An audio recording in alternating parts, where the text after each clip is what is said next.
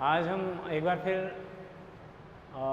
अपना एक अगला टॉपिक शुरू करने वाले हैं। जैसा कि आपको पीछे दिख रहा है, हम सबसे पहले मोहनदास करमचंद गांधी या जिसको हम बापू या जिसको राष्ट्रपिता के नाम से भी जाना जाता है, उनके राजनीतिक विचारों के बारे में चर्चा करेंगे या उनकी जो पॉलिटिकल आइडियोलॉजी है उस आइडियोलॉजी के बारे में डिस्कस करेंगे कि किस तरह से उन्होंने एक रईस परिवार में उनका जन्म हुआ, एक अच्छी डिग्री उन्होंने प्राप्त की और अच्छी वकालत चल रही थी और उस चलती हुई रनिंग एडवोकेसी को उन्होंने छोड़ते हुए भारत के राष्ट्रीय आंदोलन में प्रवेश करने का निश्चय क्यों किया और ऐसा निश्चय करने के बाद उन्होंने किस तरह से राष्ट्रीय आंदोलन को आगे लीड किया एज ए पॉलिटिशियन या एज ए फ्रीडम फाइटर, उनके क्या विचार रहे और उन्होंने भारतीय परिस्थितियों का किस प्रकार से अध्ययन करते हुए उन्हें एकजुट का प्रयास किया। तो सबसे पहले हम देखें कि जो गांधी जी हैं, आपको पता ही है उनका बर्थ है 2 अक्टूबर 1969 का पोरबंदर गुजरात में।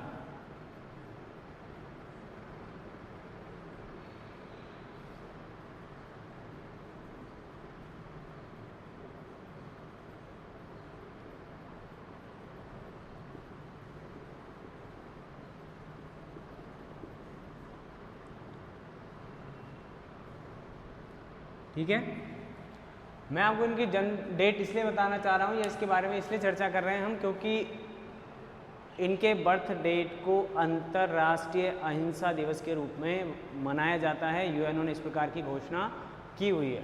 तो हमें ध्यान रहे कि 1869 से इस व्यक्ति के जीवन में किस तरह के परिवर्तन चल रहे हैं और ये व्यक्ति किस तरह से हमारे लिए इम्पोर्टेंट होता जा रहा है। अब इसके बाद इतना कोई बड़ा इम्पोर्टेंट रोल नहीं है। आगे गए 1888 में ये इंग्लैंड चले गए।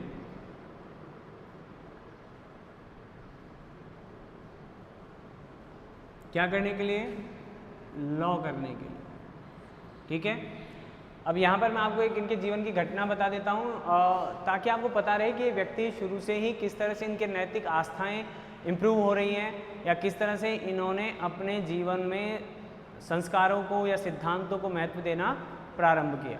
तो बात ऐसी चल रही है कि ये जो व्यक्ति है, ठीक है, ये जो व्यक्ति है, इस व्यक्ति ने अपनी माताजी को ये वचन दिया है या इनकी माताजी ने इस तरह का वचन लिया है कि वहाँ ये मांस मदिरा का प्रयोग नहीं करेंगे, खाएंगे नहीं, मतलब एजुकेशन के संबंध में जा रहे हैं तो, या और किसी अंग्रेज लड़की के चक्कर में भी नहीं पड़ेंगे, ऐसी शर्त ले रहे हैं।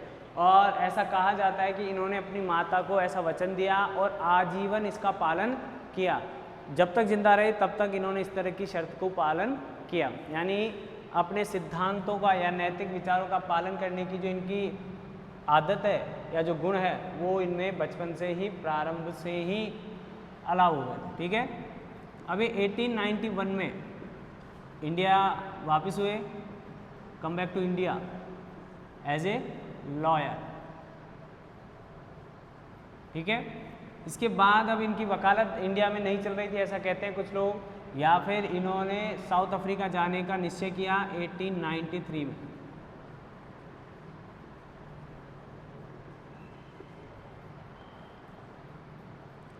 वकालत करने गए,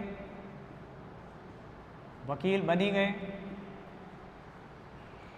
ठीक है, साउथ अफ्रीका जा रहे हैं। साउथ अफ्रीका जाकर इन्होंने अब्दुल्ला एंड सन्स के लिए काम करना शुरू किया।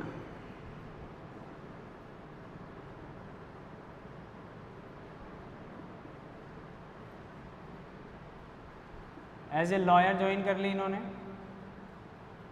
ठीक है, अब यहाँ से इनके जीवन में परिवर्तन आता है। 1894 में इन्होंने वहाँ पर नटाल कांग्रेस की स्थापना कर दी। नटाल कांग्रेस यानी राजनीतिक जीवन में एक तरह से वहाँ इनका प्रवेश हो। वहाँ रंगभेद की नीति का विरोध करने के लिए उन्होंने इस तरह के काम करने प्रारंभ किए, यानी राजनीतिक जीवन का अनुभव लेने के लिए, और सफल रहते हैं इनके काम।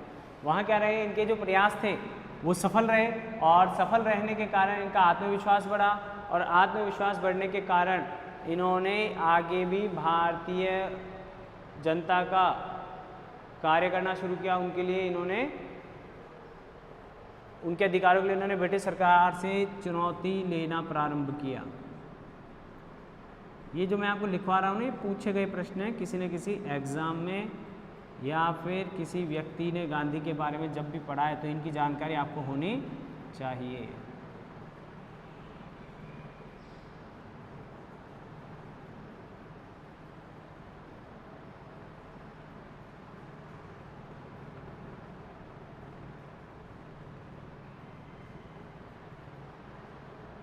ठीक है, फिनिक्स आश्रम की स्थापना करी इन्होंने।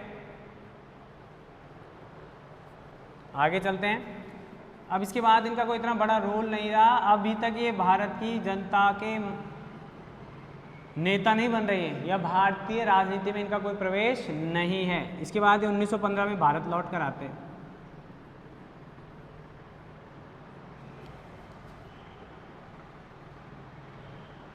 भारत वापसी होती है। उसके बाद ये 1917 में दो बड़े आंदोलन करते हैं। ठीक है, अब वो दोनों बड़े आंदोलन कहाँ हो रहे हैं इनका? फर्स्ट मूवमेंट का नाम तो आपको पता ही है, चंपारण में किए। ठीक है, तीनों छोटे हैं ये।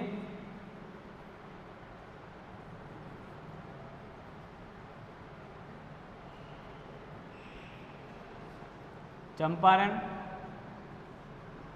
खेड़ा, अहमदाबाद।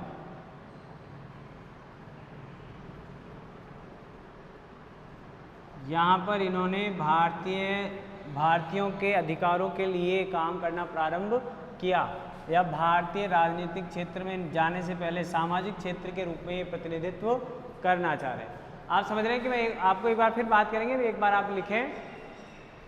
उसके बाद इन्होंने जलियांवाला बाग हत्याकांड का विरोध किया। 1924 में प्रथम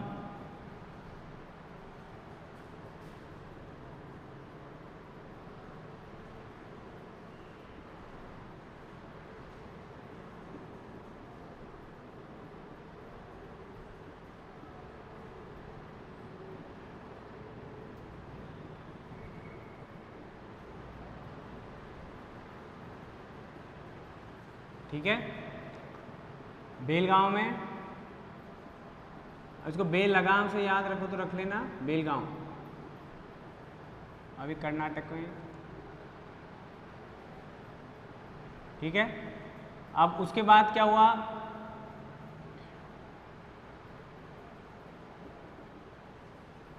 उन्नीस 1931 में सेकंड गोलमेज सम्मेलन में भाग लिया इन्होंने।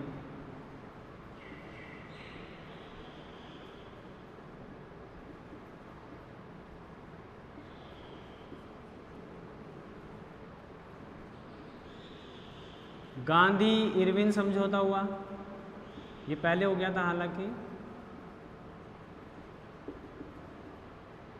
पूना पैक्ट, दलितों और हरिजनों को का जो विभाजन था उसको रोकने का प्रयास किया इन्होंने, या रोकने की कोशिश की, यानी भारत का और जो विखंडन हो सकता था उस विखंडन को रोकने का प्रयास गांधी जी के द्वारा किया गया। आगे देखें।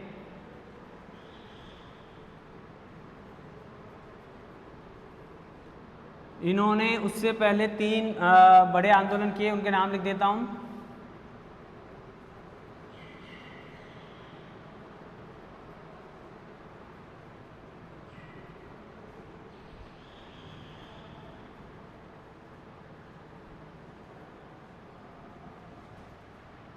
असहयोग, नॉन कोऑपरेशन।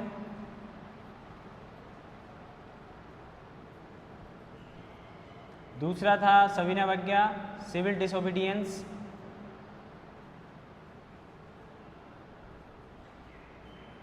और थर्ड था क्विट इंडिया मूवमेंट, अंग्रेजों भारत छोड़ो।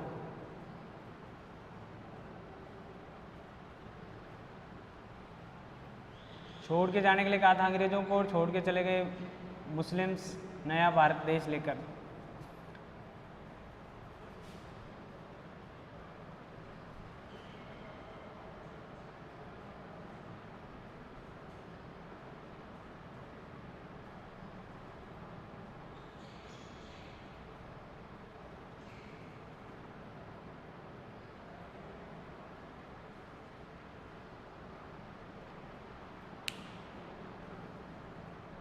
ठीक है, अब आप चले, आपको ये लगभग इनके जीवन की और बात कर लेते हैं आगे।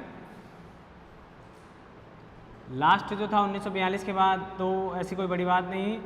1948 में जनवरी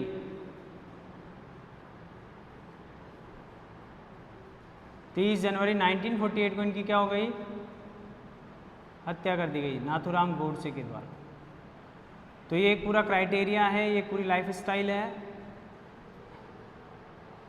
मिस्टर मोहनदास करमचंद गांधी।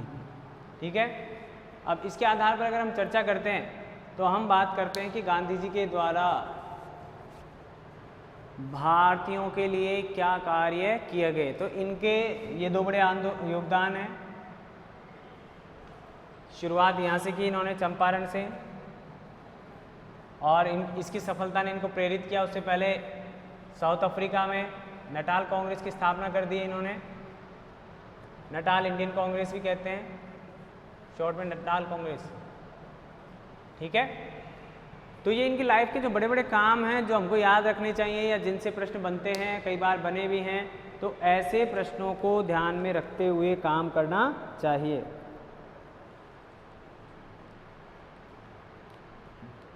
आगे चलते हैं। गांधी जी पर किस किस व्यक्ति का प्रभाव रहा। ठीक है, गांधी जी पर किस किस व्यक्ति का प्रभाव रहा।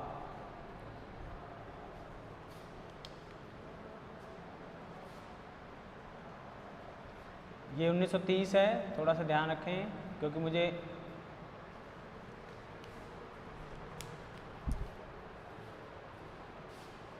इसमें देखिए आप अफ्रीका में वहाँ पर अंग्रेज की नीति का विरोध करने के लिए गए उन्होंने, वहाँ पर कांग्रेस बना ली। उसके बाद फिनिक्स राष्ट्र की स्थापना कर भी दी। डरबन में साउथ अफ्रीका में इनके साथ वो घटना घटी थी। ऐसा कहा जाता है कि ये ट्रेन से प्रिटोरिया से निकलने वाली जो ट्रेन थी, प्रिटोरिया की यात्रा करना चाह रहे थे। तो प्रिटोरिया की यात्रा करने के दौरान जो ट्रेन में रिजर्वेशन की सीट थी इनके पास, रिजर्व सीट होते हुए भी अंग्रेजी साथियों ने या अंग्रेजी सह यात्री जो इनके साथ यात्रा कर रहे थे उन्होंने इनको प्रथम दर्जे के डब्बे से उठाकर प्लेटफॉर्म पर फेंक दिया। और इस घटना ने गांधी जी को अंदर से इतना परेशान कर दिया या इतना प्रताड़ित कर दिया कि उन्होंने फिर डिसाइड कर लिया कि मैं इन अंग्रेज़ों को भारत देश से बाहर निकाल कर रहूँगा। ऐसा कुछ लोग भी कहते हैं, इसका कोई ऑथेंटिक तो नहीं मान सकती। गांधी जी ने तभी डिसाइड कर लिया था क्या, क्योंकि तब वो ब्रिटेन का विरोध करने के लिए दक्षिण अफ्रीका में थे, जबकि भारत से उनका भी इस तरह का कोई लेन देन नहीं था। उसके बाद चंपारण नील के जो किसान थे उनकी भारत वापसी के दिवस को प्रवासी भारतीय दिवस के रूप में मनाया जाता है।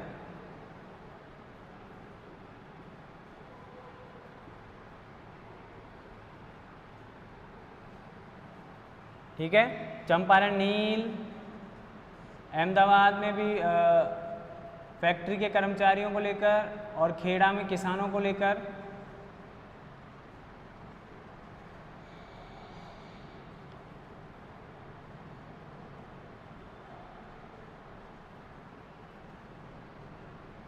कि वर्कर जो हैं उनको लेकर इस तरह के आंदोलन गांधी जी के द्वारा किए गए थे। पहली बार गांधी जी इसके अध्यक्ष बने कांग्रेस के। दोबारा चांस मिला नहीं या दोबारा उन्होंने बनना मंजूर नहीं किया। 1930 में आंदोलन हुआ, 31 में गोलमेज सम्मेलन हुआ, 30 में ही आपको बताना चाहिए पहला गोलमेज सम्मेलन 1930 में हुआ, दूसरा 1931 में और तीसरा 1932 में। इसमें से गांधी जी ने या कांग्रेस ने सिर्फ दूसरे में भाग लिया है और अंबेडकर ने तीनों में भाग लिया था। पूना पैक्ट जो समझौता हुआ, उस पूना पैक्ट समझौते के अंतर्गत अंग्रेजों ने दलितों को भी अलग से आरक्षण देने की मांग को क्या कर लिया है, स्वीकार कर लिया। और उस मांग को स्वीकार करने के कारण भारतीय समाज का विखंडन होने की संभावनाएं ज़्यादा बन रही हैं। तो ऐसे समय में गांधी जी ने दलितों को कहा कि कांग्रेस अपने स्तर पर ही आपको सीटें आरक्षित कर देगी, तो इससे बेटर है कि आप दूसरों के बहकावे में आकर इस तरह का कोई गलत कदम उठाएं।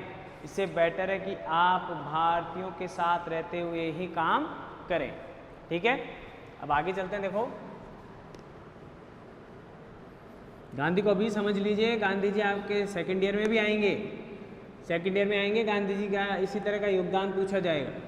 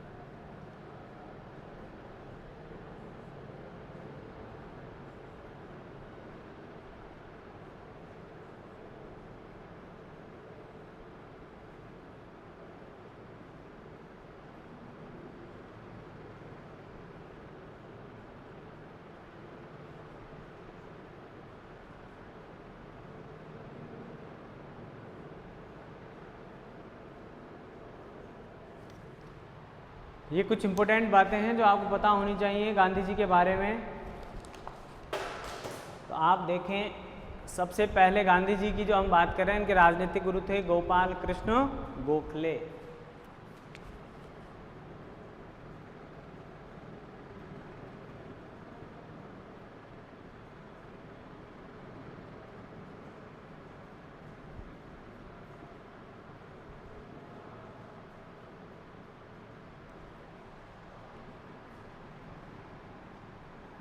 टॉलस्टॉय,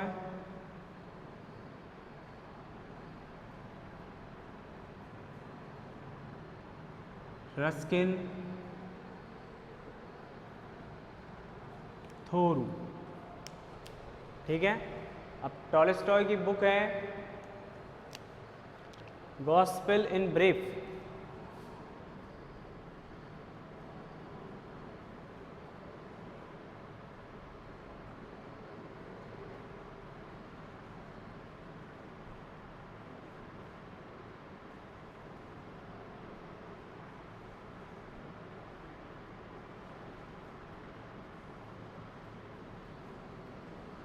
रस्किन की है अनटू द लास्ट।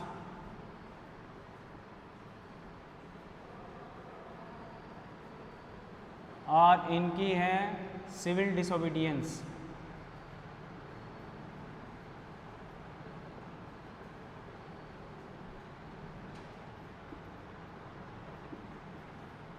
ये यानी व्यक्ति से प्रभावित हो रहे हैं, उनके विचारों से प्रभावित हो रहे हैं। उनके विचारों में सर्वाधिक जो पुस्तकें हैं, गॉस्पेल इन ब्रीफ सबसे प्रमुख पुस्तक है।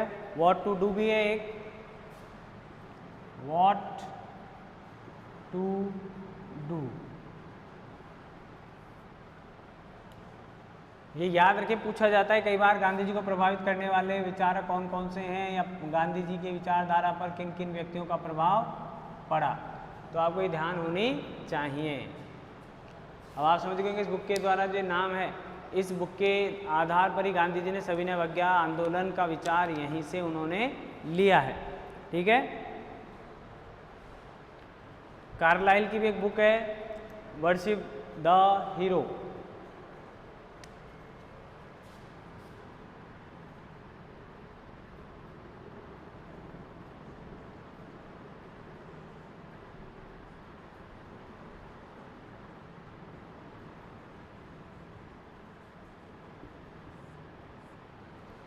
ठीक है। ये वे पश्चिमी विचारक है जिनको गांधी जी ने प्रभावित या जिनका प्रभाव गांधी जी पर रहा, यानी जिन्होंने गांधी जी को प्रभावित करने का काम किया। ठीक है। अब आगे चलते हैं।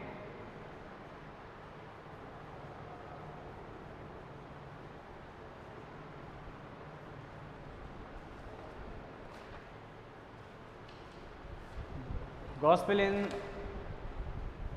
brave unto the last, what to do, civil disobedience.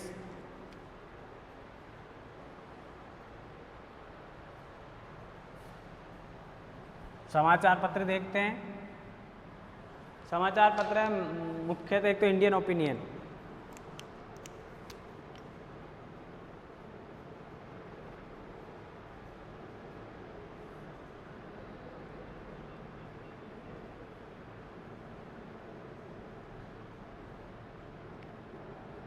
नवजीवन,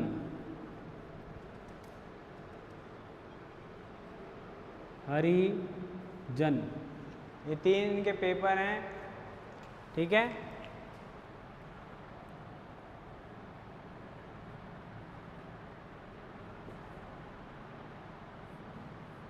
अब प्रश्न ये आता है कि 2017 में इसका पुनर्प्रकाशन हुआ है, तो पूछा जाता है सीधा सीधा गांधी जी के किन्हीं 4 समाचार पत्रों का नाम बताइए या गांधी जी के द्वारा संचालित किन्हीं प्रश्न पत्रों को बताइए। पुस्तकें,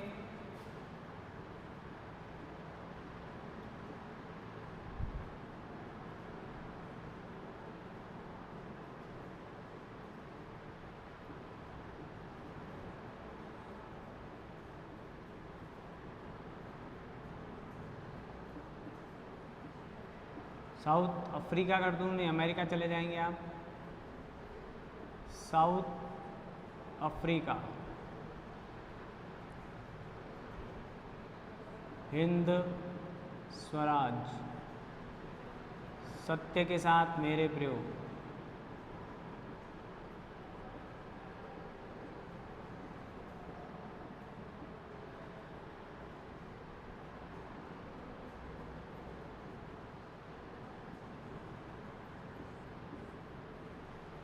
चार याद कर लीजिए, आपके लिए बहुत हैं, काफ़ी हैं।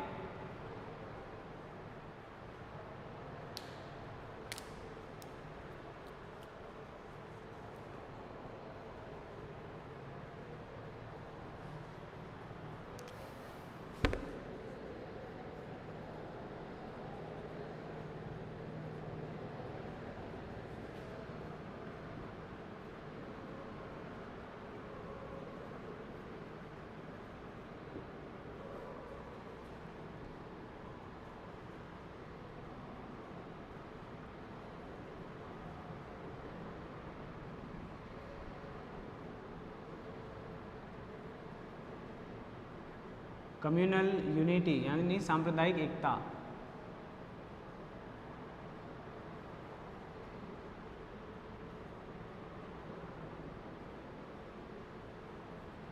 ये गांधी जी की कुछ मेन बुक्स हैं जो आपको ध्यान रखनी चाहिए, काम आती हैं, पूछी जाती हैं।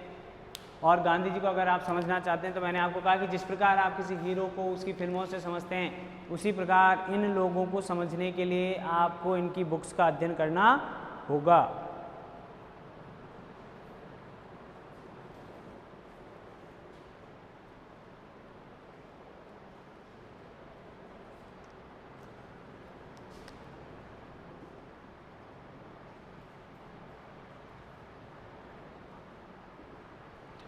ऑटोबायोग्राफी है गांधी जी की, ये भी ध्यान रखें आप।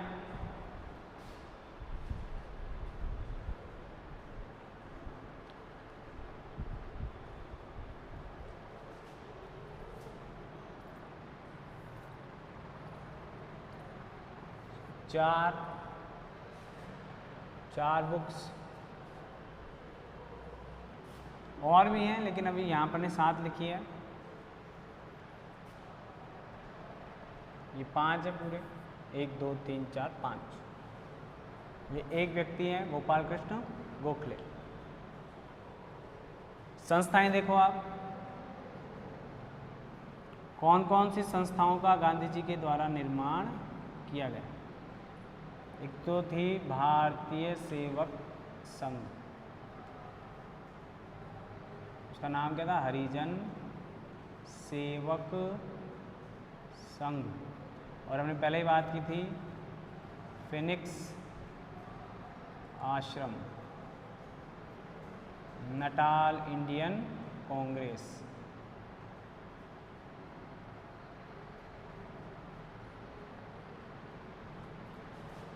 साबरमती में एक आश्रम की स्थापना की, साबरमती आश्रम।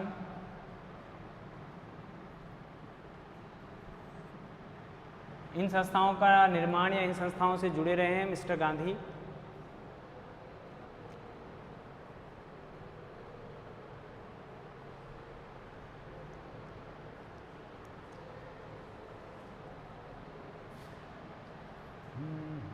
इसको याद रखें आप, क्योंकि अभी मैंने बताया था कि पूना पैक्ट जो हुआ था तो उसके जड़ में कहीं ना कहीं हरिजनों को, यानी जो दलित हैं उनका नाम हरिजन शब्द दिया गांधी जी के द्वारा। ये तो आपको पहले लिखा रखा है।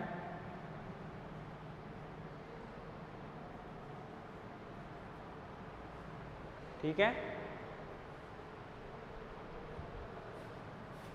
इसको नीचे कर देते हैं थोड़ा सा, टू दी लास्ट। संस्थाएं हो गई,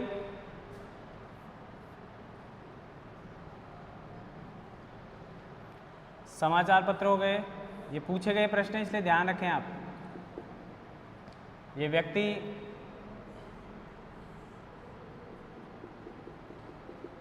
और ये उनकी बुक्स जिन्होंने गांधी जी को प्रभावित किया। अब देखिए उपाधियां क्या क्या हैं गांधी जी के पास।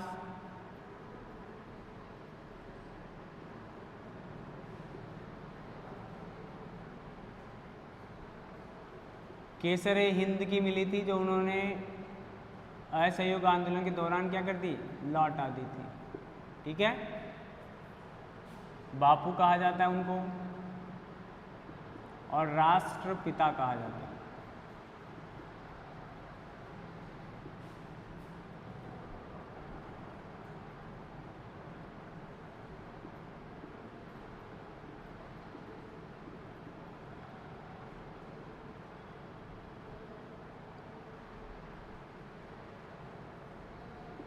ऐसा विदेशियों के द्वारा कहा गया।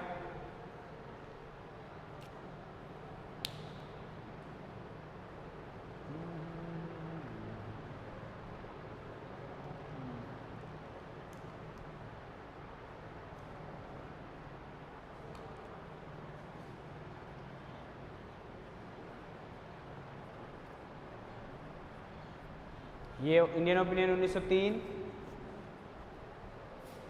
और ये 1919।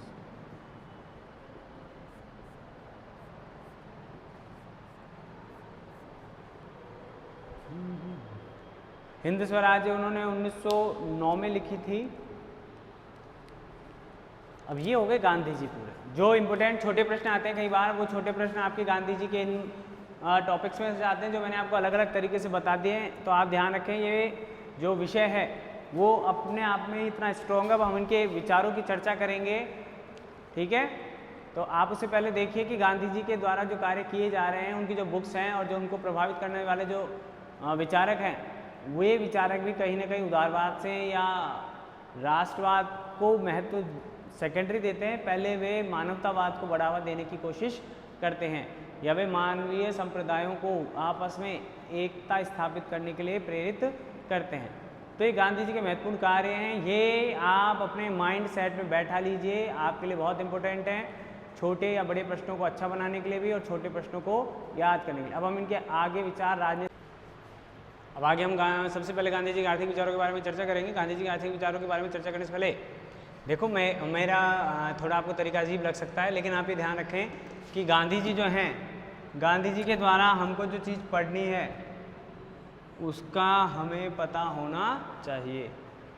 तो जनरली मैंने आपको बताया था कि हम जिस भी राजनीतिज्ञ को पढ़ेंगे या जिस भी इंडियन पॉलिटिकल थिंकर को पढ़ेंगे तो उस समय तो अपने राज्य संबंधी विचारों की चर्चा की थी। जैसे मनु में राज्य के क्या कार्य हैं, राज्य की स्थापना, राज्य के या शासक के संबंधी जो कर्तव्य हैं उनके बारे में चर्चा की थी। अब यहाँ पर जो हमारे जो सेकंड और थर्ड यूनिट के जो व्यक्ति हैं, सेकंड यूनिट की जब हम बात करें तो सेकंड यूनिट के समय अंग्रेजी प्रशासन के साथ साथ सहयोग और अंग्रेजी प्रशासन के भारत में स्थापित होने के बाद क्या आवश्यकताएं पड़ गई या क्या राजनीतिक समाधान या समस्याओं के उद्भव पर प्रकाश डाला गया था।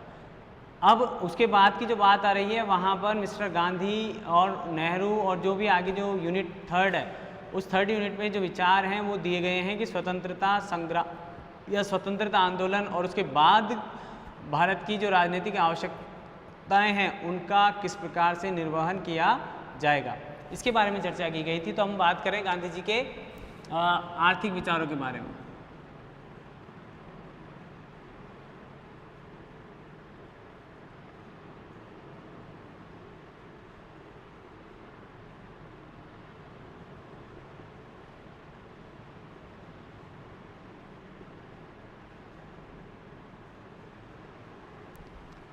देखिए गांधी जी के विचारों को जब हम पढ़ेंगे तो वहाँ पर हम पढ़ेंगे समानता, आर्थिक न्याय, विकेंद्रीकरण, ट्रस्टीशिप, स्वदेशी, कायिक श्रम का सिद्धांत।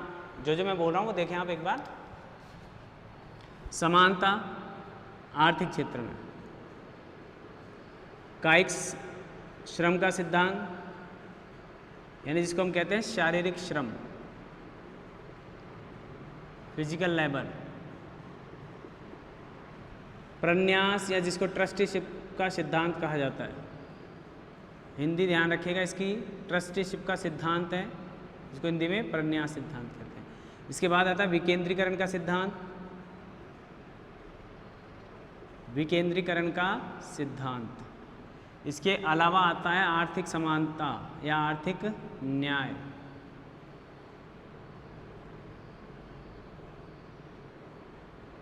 ये सारे विचार जो मिलकर किसी वस्तु का निर्माण कर रहे हैं या गांधी जी को अभिव्यक्त करने का ये सबसे बड़ा माध्यम है। औद्योगिकीकरण का विरोध, औद्योगिकीकरण का विरोध, ये इनके मुख्य आर्थिक विचार रहे हैं मिस्टर गांधी जी के। आप देखिए क्योंकि इनका ये मानना है कि ये जो विचार दे रहे हैं वो विचार इसलिए दे रहे हैं क्योंकि ये भारतीय दर्शन से प्रभावित है। सत्याग्रह और अहिंसा मुख्य गांधी जी के दो शस्त्र रहे हैं राष्ट्रीय आंदोलन के समय, या उनके द्वारा सत्य और अहिंसा को इतना महत्व दिया गया है कि वे भारत के जन जन का प्रतिनिधित्व करने वाले दो सिद्धांत हो गए।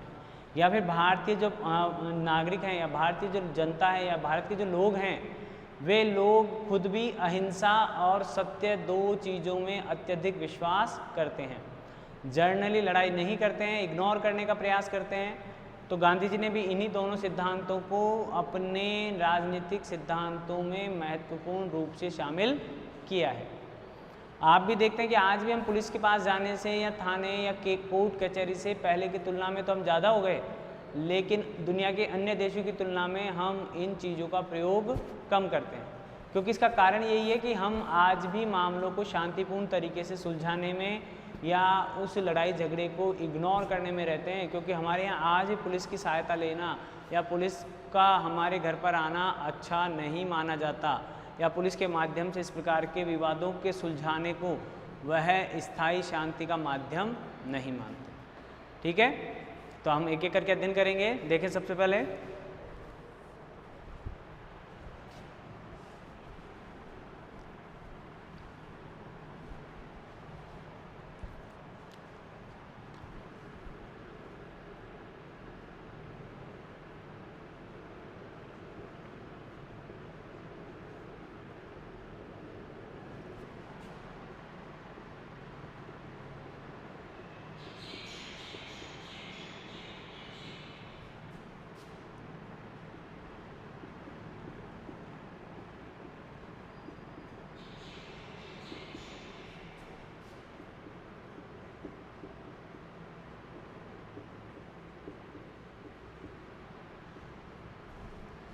यानी इकोनॉमिक्स का जो मेन उद्देश्य है वो है सामाजिक न्याय, आर्थिक न्याय, सामाजिक न्याय को आर्थिक न्याय के माध्यम से क्या करना, स्थापित करना। यानी ऐसी कोई भी व्यवस्था नहीं है जो कि आर्थिक स्तर पर अधिकतम लाभ के लिए काम करती है। ये तो इकोनॉमिक्स वालों का फॉर्मूला है कि अधिकतम लाभ होना चाहिए या लाभ के लिए ही काम करती है कौन, अर्थव्यवस्था।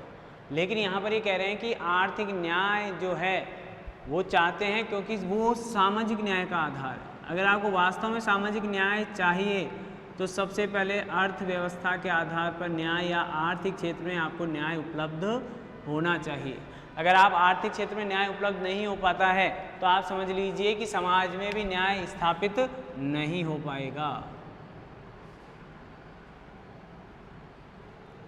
ये मुख्य कारण है कि गांधी जी अर्थव्यवस्था में क्रांतिकारी परिवर्तन लाना चाहते हैं।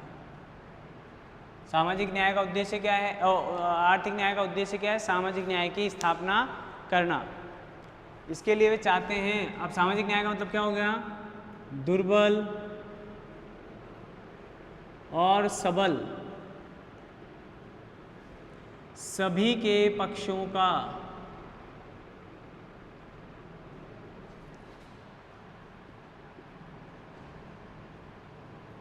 सभी पक्षों के साथ समानतापूर्वक व्यवहार हो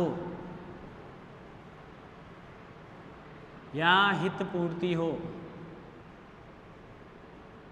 सभी के हितों की क्या हो, पूर्ति की जाए। यानी कहने का मतलब इतना ही है कि वहाँ वो जो मत्स्य न्याय हमने मनु में पढ़ा है, उस मत्स्य न्याय के आधार पर की तरह किसी भी प्रकार की कोई दुर्घटना या घटना नहीं घटनी चाहिए। अर्थात गांधी जी ने क्या किया, नैतिक पक्ष का समावेश करवा दिया। अर्थात गांधी जी के अर्थशास्त्र में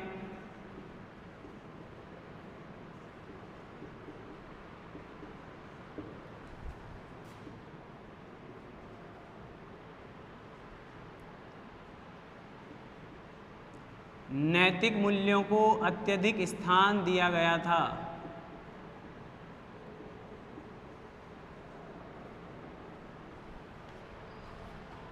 अत्यधिक महत्वपूर्ण स्थान प्राप्त था।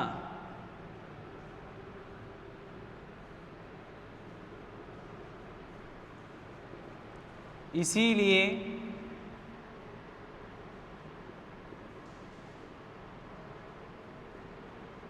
गांधी जी के अर्थशास्त्र को मानवीय अर्थशास्त्र भी कहा जाता था।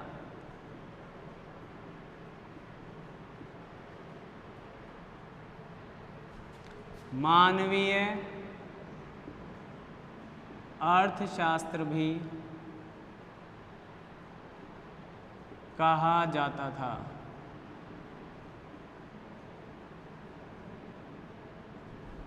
ठीक है, यानी मानवीय पक्षों को इतना महत्व देते थे गांधी जी, क्योंकि आप सभी जानते हैं कि राजनीति एक ऐसा माध्यम है, या गांधी जी के माध्यम से वो राजनीति को भी ऐसा ही माध्यम मानते थे कि मानव सेवा करने का सबसे प्रमुख या सबसे प्रभावी जो शस्त्र हो सकता है वो क्या है, राजनीति। तो हर व्यवस्था का केंद्र बिंदु मानव हित होना चाहिए, या मानव के कल्याण या उसके हितों की पूर्ति करने जिस भी माध्यम से की जा सकती है वही माध्यम सबसे उपयुक्त है, चाहे वह अर्थशास्त्र हो, चाहे वह सामाजिक न्याय हो, चाहे वह विकेंद्रीकरण हो, चाहे वह ट्रस्टीशिप का सिद्धांत हो, चाहे वह किसी अन्य प्रकार का कोई सिद्धांत हो। इसलिए उन्होंने नैतिक स्थिति को मजबूत बनाने के लिए के साथ साथ सामाजिक स्थिति को भी मजबूत बनाने का क्या दे रहे हैं, वो सुझाव दे रहे हैं।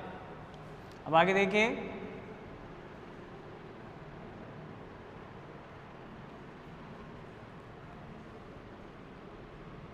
हालांकि जो राजनीति है या आर्थिक स्थिति है वहाँ पर नैतिकता का कोई स्थान नहीं होता, इसलिए जो लोग नैतिकता को राजनीति से और अर्थशास्त्र से अलग मानते हैं उन्हें गांधी जी ने राजनीतिक सिद्धांतों का समर्थन करने के लिए कहा है।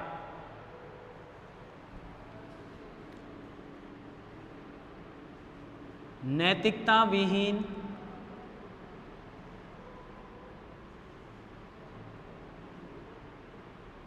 अर्थशास्त्र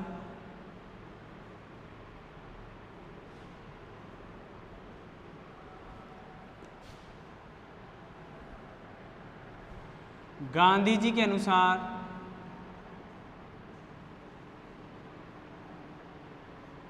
प्राण विहीन अर्थशास्त्र है।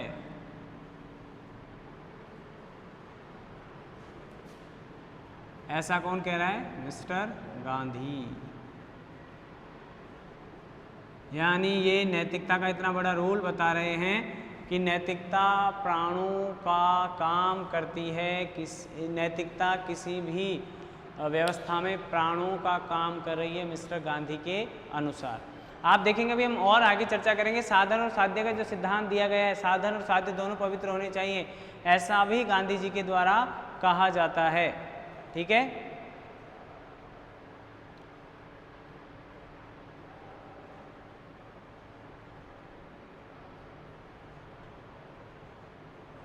अब हम इनका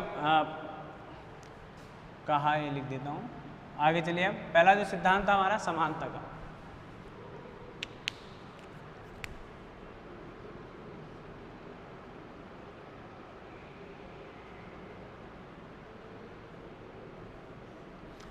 समानता आप सभी जानते हैं कि समानता क्या होती है? इक्वलिटी। इक्वलिटी का मतलब हो गया सभी को समान स्थिति में समान अवसर प्रदान किए जाने चाहिए।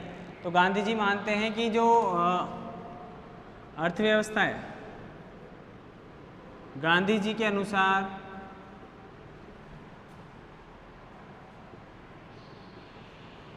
किसी अर्थव्यवस्था का आधार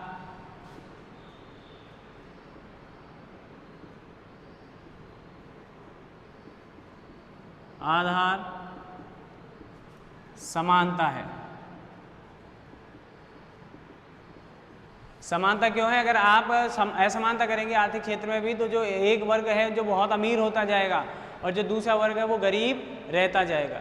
या संसाधनों पर किसी एक वर्ग का स्वामित्व होगा, तो आप समझ सकते हैं कि जब किसी एक वर्ग की मोनोपोली होगी या एक वर्ग का स्वामित्व होगा, तो वो किसी अन्य वर्ग को उन मामलों में या उन आर्थिक मामलों में हस्तक्षेप करने की अनुमति नहीं देगा। इसलिए गांधी जी कह रहे हैं कि समानता होनी चाहिए। समानता से उनका क्या मतलब है? कि सभी वर्गों को, सभी लोगों को जीवन की सभी जो महत्वपूर्ण आवश्यकताएं हैं,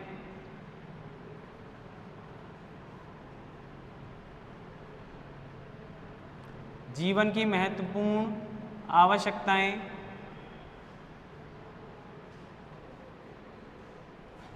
समान रूप से प्राप्त हों।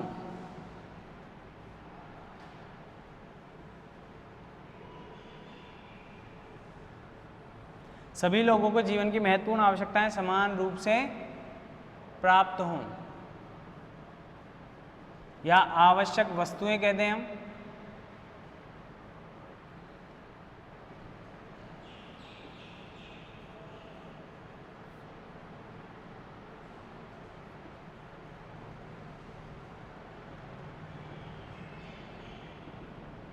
ये इनके अनुसार समानता है। यानी किसी भी व्यक्ति के साथ किसी भी तरह का कोई भेदभाव नहीं होना चाहिए। ऐसा क्यों? ताकि जो संसाधन है,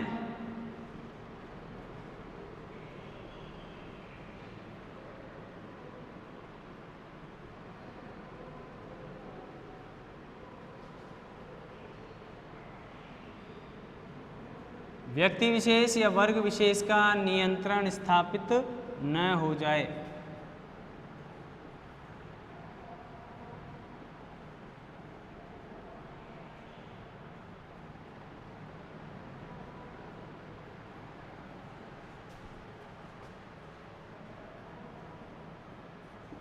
ठीक है, तो इसको क्या कह रहे हैं हम? समानता कह रहे हैं। यानी जो भी व्यक्ति अपना विकास करना चाहता है, उस व्यक्ति को अपने विकास करने के समान अवसर प्रदान किए जाएं। हमारे संविधान ने भी समानता का अधिकार हमें उपलब्ध करवाया है, और संविधान के अधिकार के तहत शिक्षा हो, आर्थिक क्षेत्र हो, या राजनीतिक क्षेत्र हो, या किसी भी फील्ड से जो भी व्यक्ति के विकास के लिए आवश्यक है, उसमें किसी भी प्रकार से भेदभाव नहीं किया जा रहा। तो ये विचार कहाँ से आया है? गांधी जी के विचारों से ही प्रेरित है, और गांधी जी ने इसके लिए सभी वर्गों को साथ लेकर चलने की क्या बनाई है? नीति बनाई है।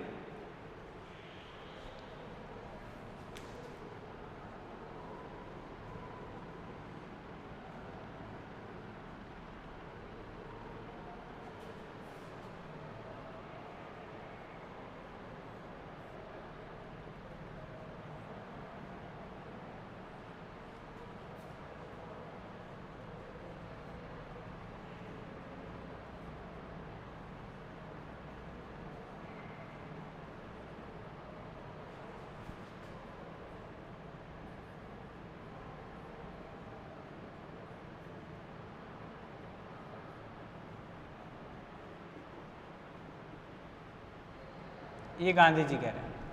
आपने देखा होगा गांधी जी ने खुद ने कोई संपत्ति छोड़कर नहीं गए। वो गांधी जी ने किसी भी तरह से संपत्ति के हितों को या संपत्ति सर्जन को या संपत्ति के एकत्रीकरण का समर्थन नहीं किया था। यही परिणाम है कि गांधी जी के पास कोई बड़ी संपत्ति नहीं थी। एक बार इसको देख लें आप। उनके अर्थशास्त्र का मतलब क्या है? सभी पक्षों के हितों की क्या की जाए? पूर्ति की जाए। वो नैतिक मूल्यों को प्रवेश कराना चाहते हैं किसमें? अर्थव्यवस्था में। इसीलिए उनके अर्थव्यवस्था को किसका नाम दिया गया? मानवीय अर्थशास्त्र कहा जाता था। लेकिन अगर मानवता या नैतिकता से विहीन अर्थशास्त्र है, यानी जो कोरे प्रॉफिट के लिए काम करना चाहता है, ऐसे अर्थशास्त्र को गांधी जी ने प्राण विहीन अर्थशास्त्र कहा है।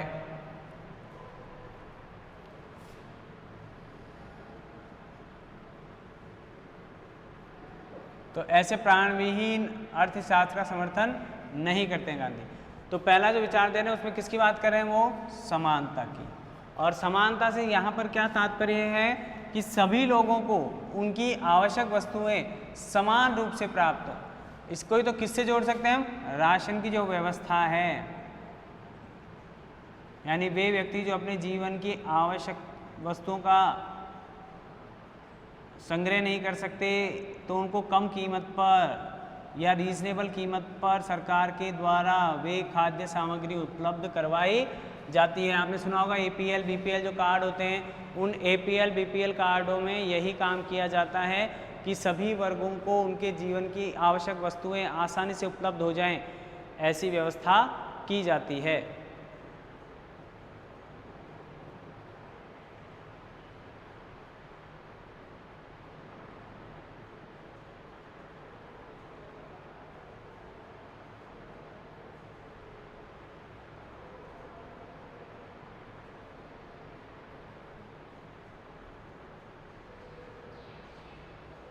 आगे चलते हैं हम।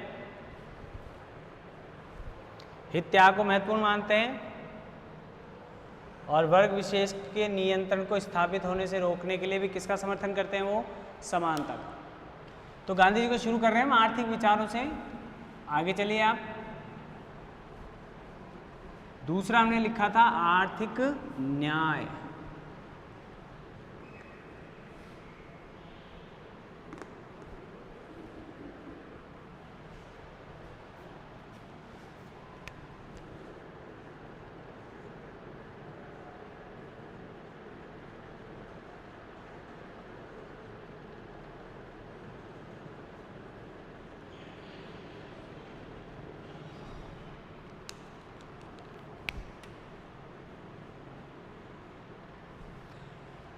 अब देखिए यहाँ पर आर्थिक समानता की बात हम कर रहे थे या समानता की हमने बात की है। आर्थिक न्याय से आप क्या समझते हैं? न्याय का मतलब दोनों पक्षों को क्या रखना? बराबर रखना। सीधी सी बात है, ये कहलाएगा जस्टिस। और हम बात कर रहे हैं आर्थिक न्याय की, जो कि डाउन होता जा रहा है, एक साइड से झुकाव लेता हुआ। तो ऐसा जो आर्थिक न्याय है वहाँ पर ये मतलब है कि जिस व्यक्ति में जैसी एबिलिटी है या जो व्यक्ति जैसा कार्य कर रहा है, उसको उसके कार्य के परिमाण में ही उसकी सफलता या उसकी आवश्यकताओं की पूर्ति की जानी चाहिए। यानी जैसा कार्य है वैसा उसका भुगतान किया जाना चाहिए। या किसी भी चीज़ को या सुविधा को प्राप्त करने से पूर्व आप उसके लिए आपने कितनी मेहनत की है, कितना प्रयास किया है, ये ही क्या कहलाएगा? आर्थिक न्याय। दूसरे शब्दों में अगर हम कहें कि कर्तव्य को अधिकारों को प्राप्त करने से पूर्व आपको अपने कर्तव्यों का निर्वहन करना चाहिए। अगर आप अपने कर्तव्यों का पालन कर रहे हैं तो अधिकार आपको मांगने नहीं पड़ेंगे, आपको उपलब्ध हो जाएंगे। ऐसा किसका मानना है? गांधी जी का। तो आर्थिक न्याय से गांधी जी के क्या मतलब है? यहाँ पर इसका अर्थ गांधी जी के अनुसार देखिए आप क्या कह रहे हैं गांधी जी? कार्य के अनुपात में क्या मिलना? जैसा कार्य और उसके अनुसार उसका फल।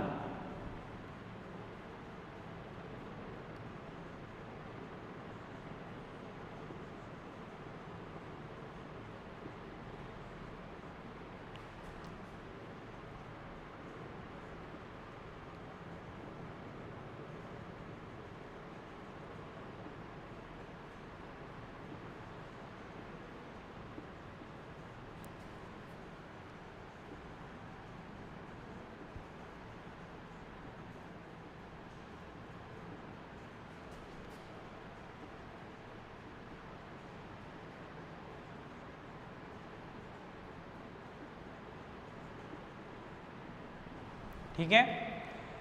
अब इसको कार्ल मार्क्स ने दूसरे तरीके से कहा था कि प्रत्येक व्यक्ति को उसके हाथ योग्यता के अनुसार क्या मिले, काम मिले। ठीक है, आवश्यकताओं के अनुरूप उसको क्या मिले, काम मिले। यानी जैसा व्यक्ति जो कर रहा है उसके कार्य का मूल्य मिलना चाहिए। उनका तो कहना था कि जितना अच्छा काम कर रहा है या जितना महत्वपूर्ण काम कर रहा है उतना ही अधिक उसका वेतन होना चाहिए। और उनका विचार तो था किसके मामले में, उनका विचार था श्रमिकों के मामले में ज़्यादा बात करते थे वो। ठीक है, और जबकि हम किसके बारे में बात कर रहे हैं, यहाँ पर हम सभी के बारे में बात कर रहे हैं। और देखो फिर इसके बाद उन्होंने कहा गांधी जी के अनुसार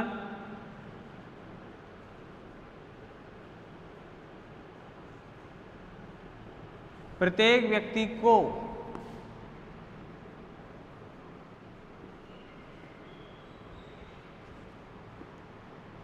आवश्यकताओं की पूर्ति हेतु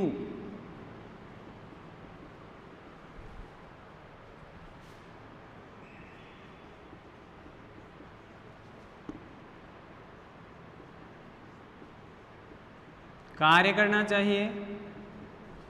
कार्य करने के उपरांत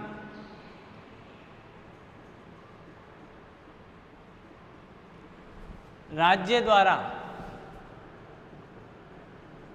उसकी आवश्यक वस्तुओं की क्या करनी चाहिए, पूर्ति करनी चाहिए।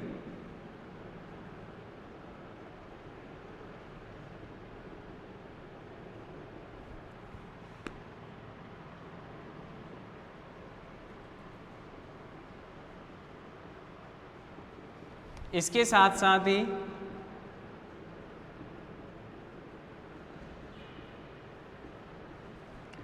व्यक्ति को अपने नैतिक विकास के लिए भी, व्यक्ति को अपने नैतिक विकास या उत्थान के लिए भी काम करना चाहिए।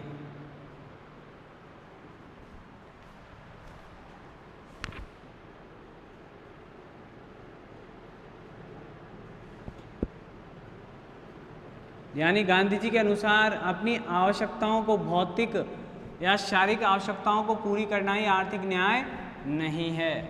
उनके अनुसार कि अपनी आवश्यकताओं के अनुपात में आप श्रम करें और उस श्रम के साथ साथ आप अपने नैतिक विकास के लिए भी प्रयत्नशील रहें। ऐसा ना हो कि आपने आर्थिक आवश्यकताओं की पूर्ति तो बहुत कर ली, धन बहुत इकट्ठा कर लिया, गाड़ी घोड़े खूब खड़े कर लिए, लेकिन आपने अपने नैतिक या मोरल को इतना डाउन कर लिया कि आप भ्रष्टाचारी हो गए, आप रिश्वतखोर हो गए, आप मिलावटखोर हो गए, आप कमीशनखोर हो गए। ऐसा नहीं किया जाना चाहिए, ऐसा आग्रह कर रहे हैं मिस्टर गांधी। अब इसके लिए क्या सुझाव देते हैं वो, आर्थिक न्याय प्राप्त करने के लिए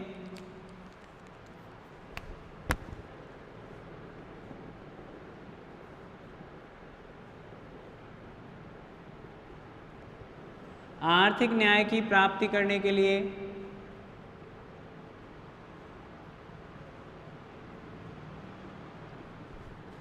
गांधी जी सुझाव देते हैं किसका, अपरिग्रह, अस्तेय, अस्तेय जैसे विचारों का प्रचार करते हैं।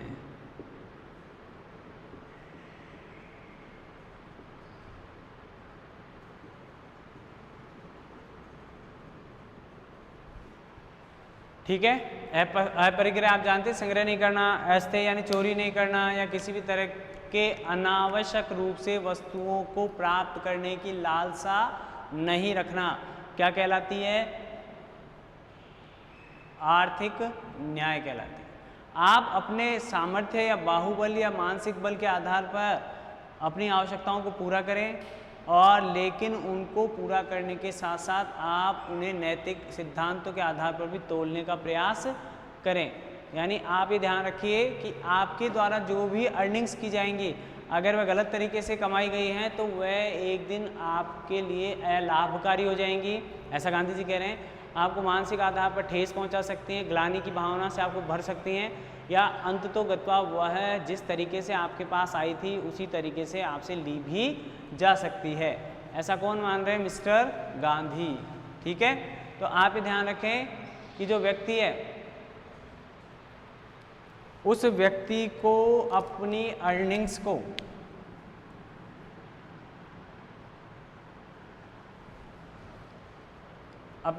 पूरा करने के लिए आर्थिक संसाधनों के मध्य एक बैलेंस बनाते हुए काम करना चाहिए और आप नैतिक आवश्यकताओं या नैतिक उत्थान का काम ज़्यादा करना चाहिए। तीसरा देखिए आप, वो आता है विकेंद्रीकरण। आर्थिक विचारों में एक महत्वपूर्ण विचार है डिसेंट्रलाइजेशन, विकेंद्रीकरण, डिसेंट्रलाइजेशन। पहले तो विकेंद्रीकरण का मतलब देख लीजिए आप।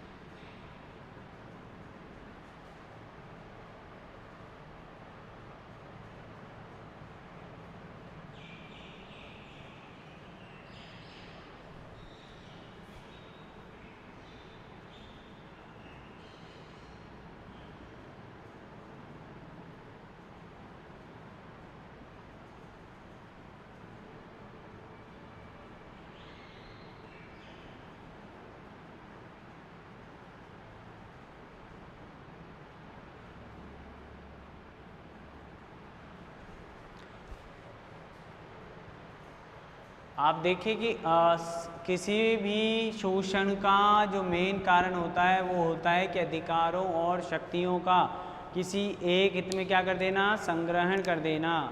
जब शक्तियाँ किसी एक व्यक्ति या संस्था में संग्रहित हो जाती हैं तो वे विकृत हो जाती हैं। जितने भी तानाशाह हुए हैं या जितने भी राजनीतिक शासनकर्ता जो समूह हुए हैं, वे समूह किसी न किसी तरीके से सत्ता के केंद्रीकरण में विश्वास रखते थे।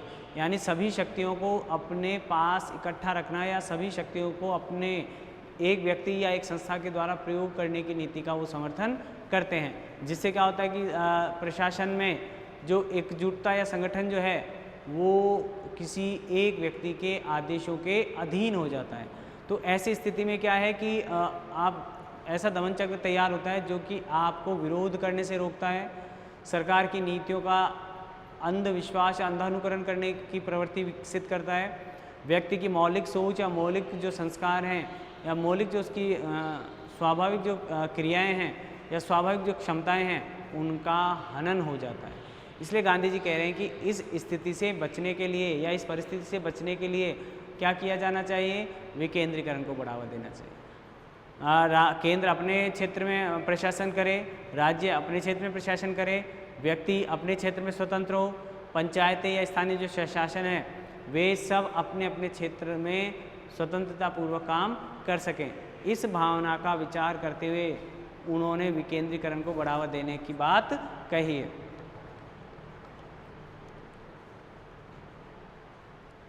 अब देखो इसमें हम बात कर रहे हैं